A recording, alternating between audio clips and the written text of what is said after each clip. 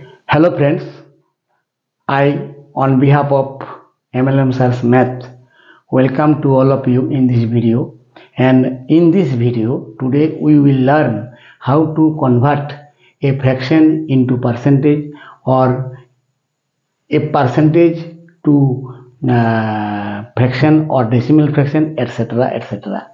So this video is going to be very important and also helpful to all of you. তো দেখা যাক এই অঙ্কগুলির কিভাবে আমরা সমাধান করি। এবং আগেই বলে রাখি এই অঙ্কটি হচ্ছে ক্লাস 8 এর যে কোষে দেখি 11 রয়েছে, সেই 11 এর 5 নম্বর অঙ্কটি।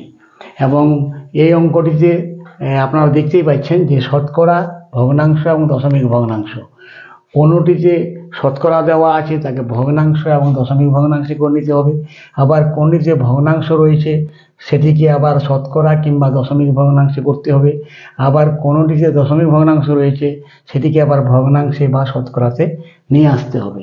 মানে রূপান্তরণ ভগ্নাংশ থেকে, মানে ভগ্নাংশ, শতকরা এবং দশমিক ভগ্নাংশ, এদের রূপান্তরণ কিভাবে খুব সহজে করা যায় আমি বোঝাবার চেষ্টা করছি। তো প্রথমে দেওয়া আছে শতকরার ঘরে 15%। আমরা শতকরার ঘরে যেগুলি আছে সেগুলো ওই 15% মানে 15% চিহ্ন লাগিয়ে দিলাম। 22.1 শতকরা, তার মানে 22.1 এটি লাগিয়ে দিলাম। আবার 125 শতকরার ঘরে মানে 125%, এগুলো দিয়ে দিলাম, আমাদের বুঝতে সুবিধা হবে। এখন এই যে 15% রয়েছে, 15% আমরা আগেই আলোচনা করেছি, তবু একবার বলে দিচ্ছি যে শতকরাকে যখন ভগ্নাংশে করে নিতে হয় খুব সহজ। এই যে সংখ্যাটি রয়েছে সেটি হবে লব, এবং এই পার্সেন্টেজের জন্য যে 100 আমরা ধরে নিই, এটা ধরো 100, এটা 1 এবং দুটি শূন্য মানে 100, অর্থাৎ এটি হবে লব আর এটি হবে হর।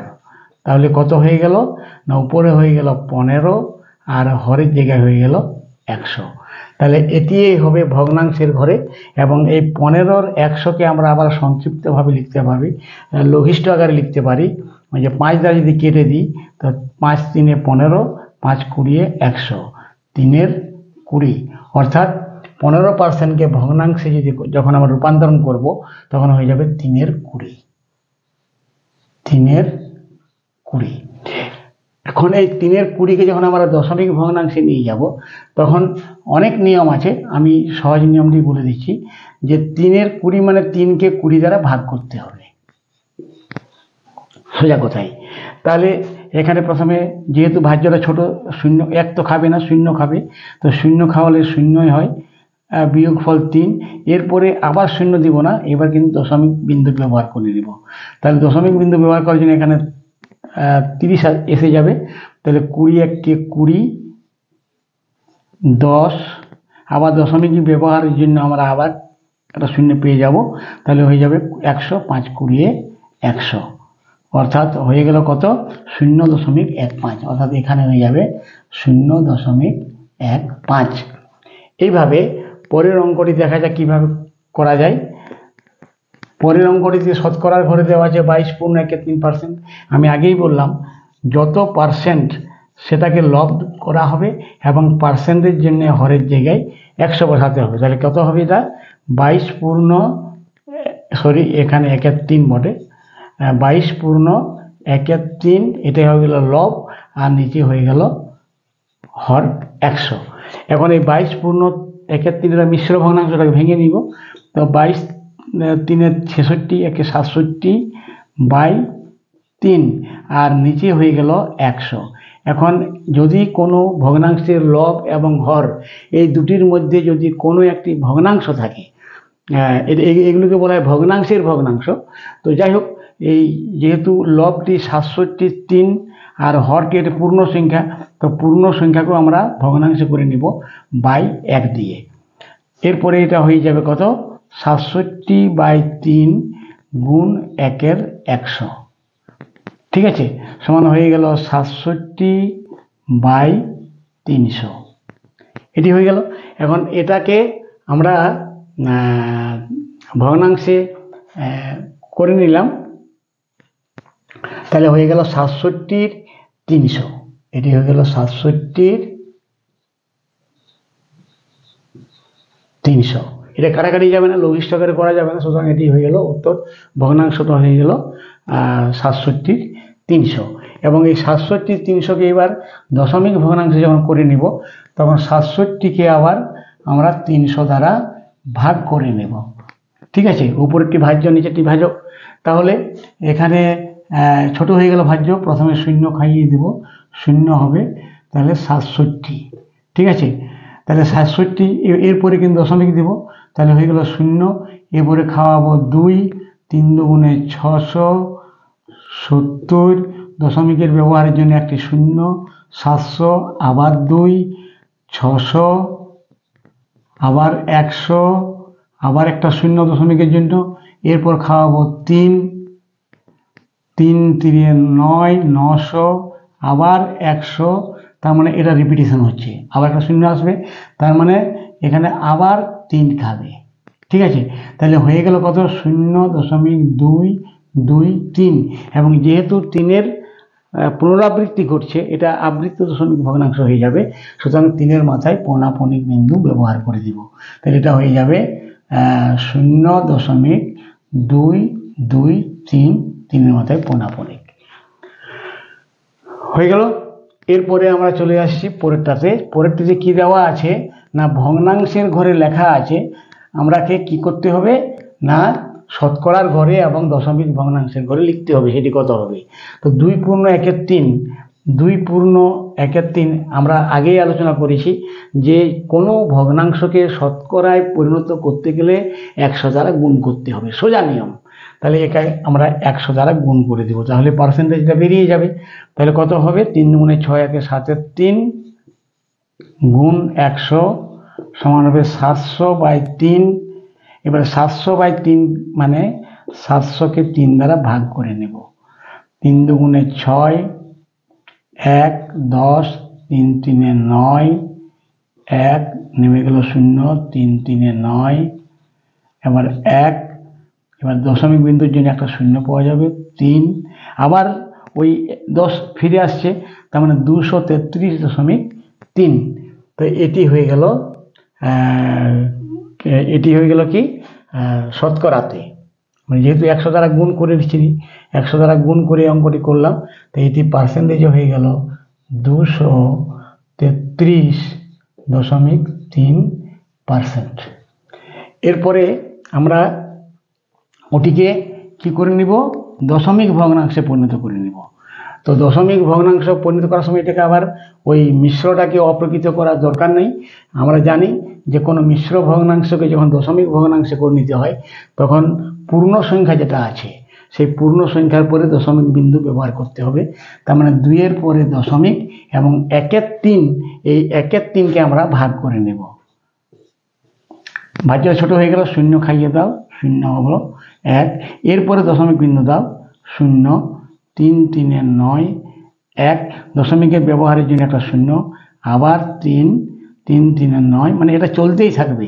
তার মানে এটা হয়ে গেল কত, 2.3 এবং 3-এর মাথায় পৌনাপনিক, যেহেতু 3-এর পুনরাবৃত্তি ঘটছে। ঠিক আছে, এরপরে আমরা চলে যাচ্ছি পরের অঙ্কটিতে, সেটি হচ্ছে 1/5। ভগ্নাংশ দেওয়া আছে 1/5, শতকরায় করতে গেলে কিছু করতে হবে না, 100 দ্বারা গুণ করে দাও এবং কেটে দাও, 5 20 100, মানে এটা হয়ে গেল 20%। এখন এই 1/5কে যখন আমরা দশমিক ভগ্নাংশে নিয়ে যাব তখন 1কে 5 দ্বারা ভাগ করে নেব।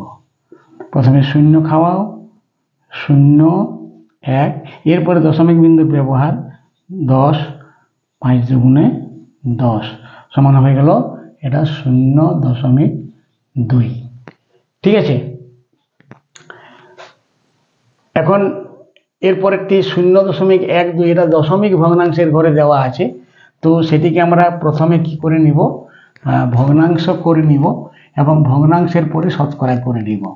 তাহলে এই যে 0.12 দশমিক ভগ্নাংশের ঘরে রয়েছে এবং এটিকে ভগ্নাংশ করে নিব। তাহলে ভগ্নাংশ করতে গেলে কি করতে হবে না, এটাকে যা আছে দেখে দেখে লিখে নিব, 12 এই দশমিকটিকে হাটিয়ে দেব। তাই দশমিককে হাঁটানোর জন্য নিচে একটা 1 এবং দশমিকের ডান দিকে যেহেতু দুটি অঙ্ক রয়েছে, দুটি শূন্য, মানে 12 100। এরপর এটিকে কাটাকাটি করে একটু আমরা লঘিষ্ঠ আকারে করে নিব। তো 12কে 4 দ্বারা ভাগ করা যায় 3 পাওয়া যাবে, এবং 100কে 4 দ্বারা ভাগ করা যায় 25 পাওয়া যাবে। তাহলে হয়ে গেল 3 এর 25। তাহলে এটা হয়ে গেল এখানে 3 এর 25। এবং ভগ্নাংশ পাওয়ার পর এটিকে যখন শতকরায় করে নিব, সরাসরি 100 দ্বারা গুণ করে নিব। ঠিক আছে, তাহলে 4 25 100, তাহলে 3 4 12%। এটা হয়ে গেল 12%। ঠিক আছে, এবং এটি দেওয়া আছে 3.125। এটাও কিন্তু এই দশমিক ভগ্নাংশের ঘরেই দেওয়া আছে। এবং 3.125কে যখন আমরা ভগ্নাংশে নিয়ে আসব, তখন দশমিকের বাম দিকটা পূর্ণ, মানে 3 পূর্ণ, আর 1 2 5 এটা হবে লব, 1 2 5, আর নিচে হর হিসাবে পাওয়া যাবে দশমিকের জন্য একটা 1, এবং দশমিকের ডান দিকে যেহেতু 3টি অঙ্ক রয়েছে তাই 3টি শূন্য। এবং এই যে 125/100, এই 125/100কে আমরা লঘিষ্ঠ আকারে করে নিব 25 দ্বারা কেটে, একইবারে কেটে দিচ্ছি। 5 25 100, আর 4 25 100, আর একটা শূন্য, মানে হয়ে গেল আবার 5 1 5, 5 8 40, সমান হয়ে গেল 3 পূর্ণ 1 8। এটা হয়ে গেল 3 পূর্ণ 1 8। এবং এটাকে যখন আমরা শতকরাতে করে নিব, তখন এটাকে আবার 100 দ্বারা গুণ করে নিব। তখন হয়ে গেল কত? 3 8 25 8 গুণ 100, 4 দ্বারা কেটে দাও, 4 2 8, 4 25 100, 25 গুণ 25 সমান 625/2। 625/2 একে যদি আমরা ভাগ করে পূর্ণ আকারে লিখি, তাই 3 2 6, 2 1 2, 2 2 4, 1 দশমিক কত হবে? 5। তাহলে 312.5, বা আমরা লিখতে পারি এখানে 312 পূর্ণ 1 5। যেহেতু বাকিগুলো ওই পূর্ণ এবং ভগ্নাংশের আকার দেওয়া আছে, তাহলে 312 পূর্ণ 1/2%, বা আমরা এটাকে করতে পারি ওই 312.5%। ঠিক আছে, এরপরের অর্থাৎ শেষের অঙ্কটি দেখো কিভাবে করা যায়। শেষের অঙ্কটি আছে 125%। তো 125% মানে 125টা লব, এটি 100টা হচ্ছে হর, সমান হয়ে যাবে 125/100। কাটাকাটি করে যদি করা যায়, তাহলে 5 25 125, 5 25 125, 5 20 100, আবার 5 দ্বারা 5 5 25, 4 5 20, সমান 5 এর 4, সমান 1 পূর্ণ 1 4। তাহলে এটা হলো 1 পূর্ণ 1 4, এটা হলো ভগ্নাংশে। এবং দশমিক ভগ্নাংশের সময় পূর্ণটা পরে দশমিক বিন্দু ব্যবহার করব, আর 1 4 মানে 0.25, তাহলে 1.25। তো এটি হলো এই অঙ্কগুলির সমাধান। আশা করি আপনারা বুঝতে পেরেছেন, এবং আমার বোঝানোটা যদি আপনাদের পছন্দ লেগে থাকে, তো kindly subscribe my channel and like share the videos. তো আজ এখানে শেষ করছি, দেখা হবে পরের ভিডিওতে। আপনারা সবাই সুস্থ থাকুন, ভালো থাকুন, নমস্কার।